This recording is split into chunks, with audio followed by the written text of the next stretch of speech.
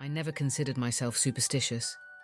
Ghost stories, I'd always thought, were just modern folklore, campfire entertainment, or desperate attempts to make the ordinary feel extraordinary.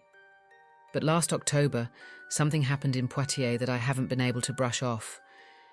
It's the kind of thing that doesn't fade with time, even when you tell yourself over and over that it was just your imagination.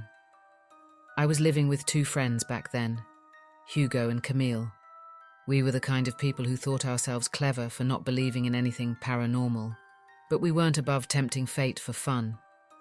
Urban exploration became our regular pastime, especially in places with just enough rumors attached to make the adrenaline worth the risk. Abandoned factories, boarded-up houses, even the occasional empty chateau. The darker and more mysterious, the better. One cold Friday night, our search for something new pointed us toward an old cemetery on the outskirts of Chilvert, a quiet neighborhood in Poitiers. It was still an active cemetery, not the kind of overgrown ruin you usually hear about in ghost stories, but the place had a reputation. People on local forums mentioned strange feelings, shadows that moved where nothing should, and an odd coldness that clung to you long after you left. Nothing dramatic, just a quiet, unnerving consensus that the cemetery wasn't quite empty. Curiosity got the better of us. The night was clear, and the streets were mostly empty when we arrived. The cemetery looked almost peaceful from the outside. No broken gates or crumbling walls, just a neat iron fence wrapped around rows of graves that stretched farther than I expected. The entrance was locked, but the fence was easy to climb, something that, in hindsight, should have been our first warning. Inside, the cemetery didn't look like the haunted places you see in horror movies. The paths were neat and well kept, lined with gravel and bordered by trimmed grass. Family plots stood side by side, some with modern polished headstones, others older, the stone worn smooth by time and weather. Fresh flowers rested on many of them, carefully placed, as if visitors had been there just hours before. Yet beneath that surface of care and order, the place felt wrong. The air had a stillness to it that wasn't natural, not the quiet of night, but something heavier, as though the ground itself was holding its breath. The cold wasn't sharp, but it was constant, seeping under my skin in a way I couldn't shake. Even the street lamps outside the fence seemed dimmer the farther we walked. The deeper we wandered, the more the polished stones and orderly paths started to feel out of place. It was the kind of setting that should have felt safe, peaceful even. But it only made the growing tension more unnerving, like a predator hiding in plain sight. Every footstep echoed louder than it should have. Every shift in the shadows at the edge of our flashlight beams sent an involuntary flicker of dread crawling up my spine. In the back corner of the cemetery, we found an older section. The stones there weren't crumbling, but they stood at odd angles, as if the earth beneath them had slowly shifted over decades. The names were harder to read, some covered in moss, others partially erased by weather. A line of above-ground family tombs stood along the wall, their cold stone faces expressionless and blank. One, in particular, caught my eye, the iron door slightly ajar. The gap in the door wasn't wide, just enough to see the darkness pressing against the opening like a living thing. The air around it felt colder still. My flashlight flickered when I pointed it inside, the beam cutting through the gloom and landing on something that stopped me dead. Footprints. Bare, small, and fresh, pressed into the thin layer of dust that coated the floor. They led toward the back of the crypt, and then simply stopped, as if whatever had left them had vanished into thin air. The rational part of me wanted to explain it away, but nothing about it made sense. There was no mud, no rain that night to leave such marks, and no sign of anyone else in the cemetery. The air inside the tomb felt heavy, thick with dampness, and something harder to define. I stepped back from the entrance, and for the first time all night, The excitement drained from me completely, replaced by a cold, creeping sense of vulnerability. The others felt it too.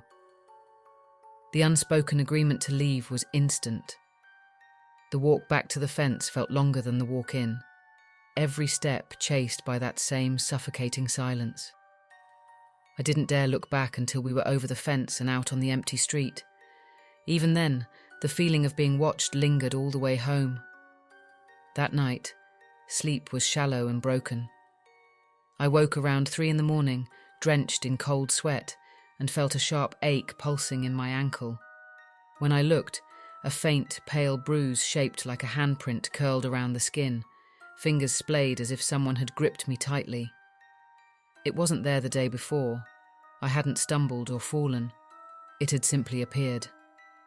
I kept the thought to myself at first, trying to reason it away, but the next morning the weight of coincidence grew heavier. Camille woke looking pale and shaken. She hadn't slept, plagued by vivid nightmares of shadowy figures gathering around her bed, whispering in voices she couldn't quite understand, but that left her feeling hollow and cold even after waking. The images followed her into the day, lingering at the edges of her vision like aftershocks. Hugo's experience wasn't any better. His apartment, just 2 floors below ours, began to smell faintly of earth and damp stone, the same scent that had hung in the air inside the mausoleum. His electronics started behaving oddly. The television wouldn't hold a signal, the lights flickered, and his PS4 turned itself off and on at random intervals, sometimes in the middle of the night when no one was using it. Within days, the strangeness escalated. I started to notice spiders, not a few, but dozens, crawling along the walls and windowsills, emerging from places I'd never seen them before. Camille found the same in her room. Hugo, too. The entire apartment felt like it had been invaded, though we kept the place clean, and the sudden appearance of pests had no explanation. The landlord sent pest control twice, and both times they found no nests, no cause. The spiders vanished as suddenly as they'd arrived. When the landlord came by himself, his reaction to the story was unsettling. He wasn't surprised. He'd heard similar things before from a former tenant who had moved out abruptly years prior under circumstances no one ever fully explained. The timing and the symptoms were disturbingly similar. None of us spoke much about it after that. The decision to leave wasn't even discussed. We moved out within a month, each of us finding new apartments in different parts of the city, away from Chilvert.